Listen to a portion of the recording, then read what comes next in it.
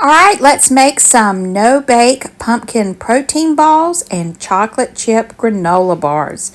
Here are the ingredients. You're going to need some rolled oats. I've got these in my pantry, so I'm going to go ahead and start using these up. Some organic protein powder. This is vanilla flavored. Honey, pumpkin. Canned pumpkin works great. Peanut butter, some pumpkin pie spice. And for the granola bars, we're going to be adding in some maple syrup and mini chocolate chips. So these are all the ingredients we need to make some good healthy snacks. First up is the pumpkin protein balls. These are what you're going to need for this recipe, and it's just so easy to put together. Please screenshot that so you can make these for yourself. So first of all, in the bowl, I'm adding in the oats, the pumpkin. This is regular pumpkin puree. Then we're going to add in the peanut butter. You could also use almond butter if you're allergic to peanuts. But I like peanut butter, so we're going to add that. Going to add in a half a cup of honey. And this is local honey. I love local honey. Going to put that in there. There's no white sugar, no flour to this. Just the oats. And this is no bake. You don't have to worry about putting this in the oven. And now we're going to add 1 teaspoon of the pumpkin spice mix. Now if you don't like pumpkin spice, you could certainly use cinnamon for this. But these are pumpkin balls, so I'm going to add that pumpkin pie spice. And then 2 scoops of the organic protein powder. This is vanilla flavor, and I get that at Costco. Alright, so just take a big spoon and mix this all together. Just takes a few minutes to mix together. Now I actually made 3 recipes which filled that pan. And all you have to do is just roll them into balls and then put them in the freezer for about an hour and then take them out, and they are good to start eating. You can keep these in the refrigerator or on the counter, but most of the time they're going to be gone very shortly. Alright, so now I'm just taking a cookie scoop and just dropping these right on that full tray. And that is pretty much it for this recipe. Very easy. You can make these up quick, make a bunch of them. You can freeze them or eat them right away. They're just so good. And there is my full pan. I'm giving these to my grandchildren. I've got 5 grandsons, and they're going to love these for snacks. They're healthy. And let's move on now to the chocolate chip granola bars. So you're going to need rolled oats, maple syrup, more peanut butter, and some mini chocolate chips. So first thing you need to measure out is your peanut butter and your maple syrup.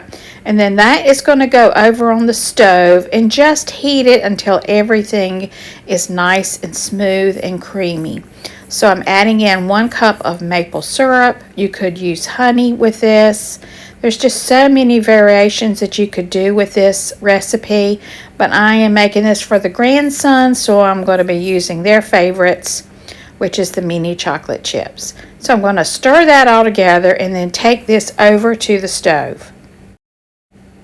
Okay, now I'm going to take my big bowl and I'm going to put in 5 cups of oats.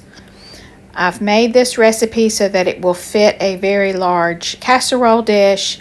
So I'm using 5 cups of the rolled oats, just pouring that right in.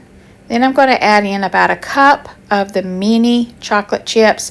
These are the little tiny ones, and they work perfect for small granola bars. So I'm just adding that in. This also is a no-bake recipe, so you could certainly get the kids involved. All you have to do is just heat, not to a boil, but just heat that until it's nice and smooth. And now we're going to pour that smooth peanut butter and maple syrup right over the oats and the mini chocolate chips.